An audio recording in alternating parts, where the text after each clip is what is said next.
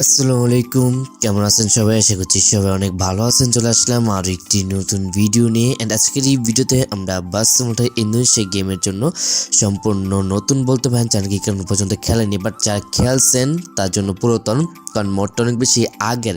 But এই মোডটি পুনরায় আবারও এই চ্যানেলের মধ্যে রিভিউ করার কারণ হচ্ছে আপনার ইদানিং অনেকেই বলতেছেন যে ভাই স্পিড ট্রাফিক স্পিড বাস মোড নিয়ে আসেন, কারণ কিছুদিন আগে আপনার সাথে একটা স্পিড ট্রাফিক রিভিউ করছিলাম। তারপর থেকে অনেকেই বলতেছেন যে ভাই স্পিড ট্রাফিক সাথে কিন্তু স্পিড বাস মোডগুলো বেশি যায়, কারণ বাসগুলোকে ওভারটেক করতে হলে কিন্তু অবশ্যই আমাদের স্পিড বাস মোড দরকার। তো স্পিড বাস মোড কোনগুলা ভালো, তো এরকম খুঁজতে খুঁজতে চলে আসলো আমার সামনে এই হানিফ কেটিসির ফুসুর এই বাসটি, যেটি কিন্তু এক কথায় অসাধারণ একটা লিজেন্ডারি বাস বলতে পারেন এইটা, কারণ এটার সাসপেনশন থেকে শুরু করে এটার কন্ট্রোলিং, এটার ব্রেকিং, এটার স্পিড, এটার যে আউটলুক, ফিনিশিং, সব কিছুতে 10-এর 10 দেওয়ার মতো একটি মোড এইটা। এই মোড দিয়ে যদি আপনি না খেলতে থাকেন তাহলে বাসিট খেলাটাই বৃথা, কারণ এই মোডটি কন্ট্রোলিং এত বেশি জোস আর সাসপেনশন ভাই জাস্ট মাখন। আর এটার যে হাইড্রোলিক ব্রেকিং সিস্টেম যেটা আপনি অনেক বেশি মুগ্ধ করবে, তারই পাশাপাশি বাস মোডে যে স্পিড সেকেন্ডে প্রায় 100 স্পিড উঠে যায়। সেকেন্ড বললে ভুল হবে, 2 থেকে 3 সেকেন্ড, 2 থেকে 3 সেকেন্ডের ভিতরে আপনি এটাকে 100+ স্পিড তুলে ফেলতে পারবেন, এবং 10 থেকে 15 সেকেন্ডের ভিতর আপনি এইটাকে প্রায় 300-র কাছাকাছি এই বাস মোডে স্পিড, এই 10 সেকেন্ড হাইস্ট, এর বেশি লাগবেও না, একদম প্রায় 300-র কাছাকাছি আপনার স্পিডটাকে তুলে ফেলতে পারবেন। তো সব থেকে বড় দিক হলো এইটা, কারণ বাস মোডটি এটা স্পিডের দিক দিয়ে সারা। এখন ভয় পাইতেছেন যে এত স্পিডে ড্রাইভিং করব, ব্রেক ধরতে পারবো না, অ্যাক্সিডেন্ট করব না, কারণ এইটা যে ব্রেকিং সিস্টেম খুবই হাইড্রোলিক সিস্টেম, একটি হার্ড ব্রেক এখানে ইউজ করেছে, যেটা দিয়ে কিন্তু আপনি কখনোই অ্যাক্সিডেন্ট করবেনই না।